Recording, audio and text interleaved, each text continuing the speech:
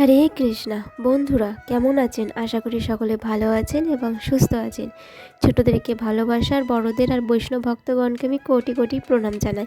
আমার প্রণাম নেবেন আপনারা সকলে।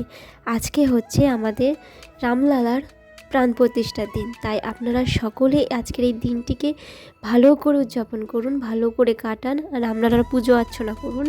যত পারবেন বেশি বেশি করে রামলালার নাম জপ করবেন আর সন্ধেবেলায় তুলসীতলায় প্রদীপ জ্বালাবেন।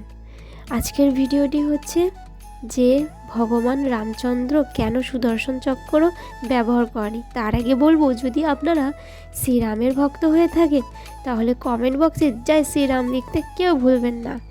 তাহলে ভিডিওটি এবার শুরু করা যাক।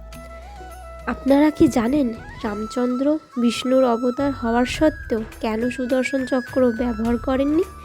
যেখানে বিষ্ণুর অন্যতম অবতার, সেখানে শ্রীকৃষ্ণ বহুবার সুদর্শন চক্র ব্যবহার করেছিলেন। এবার কারণ হলো যে ভগবান রাম পৃথিবীতে 14 কলা অবতার নিয়ে আবির্ভূত হয়েছিলেন। ওইদিকে ভগবান শ্রীকৃষ্ণ 16 কলাতে পৃথিবীতে আবির্ভূত হয়েছিলেন। এই জন্য শ্রীকৃষ্ণ সুদর্শন চক্র ব্যবহার করতে পারতেন এবং মায়াও করতে পারতেন এবং সময়কেও থামাতে পারতেন। আর অন্য সময় ভগবান শ্রীরাম পুরোপুরি আলাদা এবং সাধারণ ছিলেন।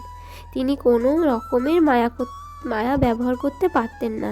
তার সাথে সাথে লঙ্কায় রাবণ যখন বরপ্রাপ্ত হয়েছিলেন যে কেবলমাত্র সাধারণ মানুষই তাকে বধ করতে পারবেন, এই জন্যই ভগবান বিষ্ণু রামের অবতার নিয়ে 14 কলায় অবতীর্ণ হয়েছিলেন এই ধরাধামে। তাই রাবণকে বধ করেছিলেন।